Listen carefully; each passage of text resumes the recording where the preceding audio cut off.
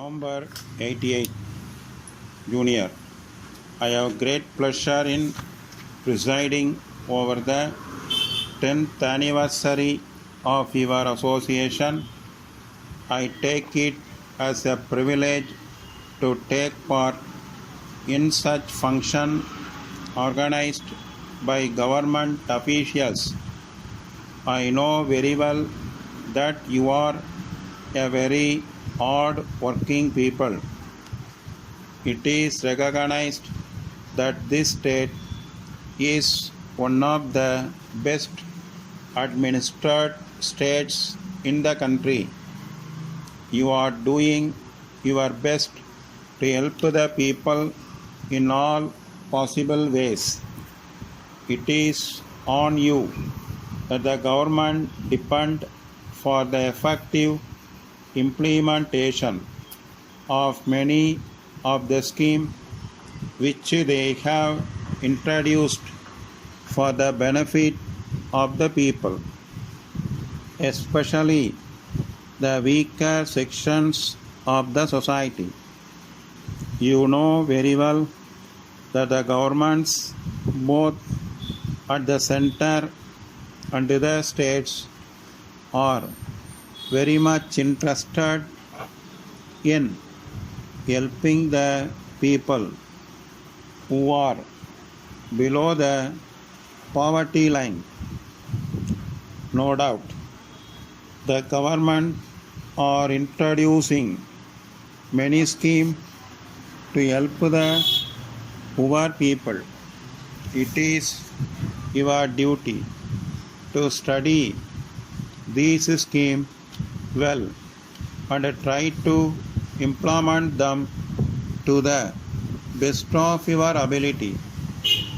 Of course, there are rules and regulations which will guide you in this respect. It is better if you remember the fact that after all, the rules are made for the men and not the men for the rules. If you understand this, there will be no difficulty in implementing this scheme. So, you should make use of the rules in such a way that the poor people get the benefits. You should, under no circumstances, use them to deny the benefits which the government want to give to the people. Next, I shall refer to the complaints made by some people that they never get any reply to their letters, petitions, and other communication sent to government. I agree that it is not always possible to comply with all the demands made by the people. Also, you may require sufficient time to examine the request and send them replies. In any case, I think there will be no difficulty in at least acknowledging the communication. Then and there, the parties concerned may be informed that their letters have been duly received, which are under examination, and a suitable reply will be sent in due course. Such a prompt reply is sent then and there as soon as a communication was received would please the concerned person to a great extent. After all, this is not a difficult job which you can very easily do. Letter dated 5th March 1987 from National Traders Krishnagiri to Messrs. Suresh & Co. Salem.